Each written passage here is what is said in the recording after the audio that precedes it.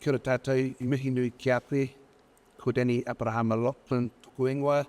My name is Danny Loughlin and I am standing in the Papamārearea Māori ward, trying to improve the efficiency and productivity in council.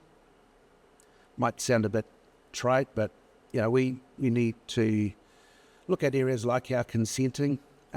Most of the rules are set by central government. We don't have a lot of control on those, but there's an opportunity, I think, to create a better experience for the people that are building houses and building businesses in our community. Skills and experience. I was a chartered accountant for 20 years, have Bachelor of Management Studies. You don't have a lot of financial expertise around the table. I've worked for some of our largest tūwharetoa forestry interests as an accountant, and I've spent nearly 20 years as a trustee on the Tūwharetoa Māori Trust Board that looks after Lake Taupo and some of the tributaries and the Waikato River to Olga Falls. Disinformation, bullying and racism in this community. I'm particularly concerned about how our Taupo District Council staff are treated, and we need to do a better job of looking after them. We've got a whole lot of complex issues to deal with.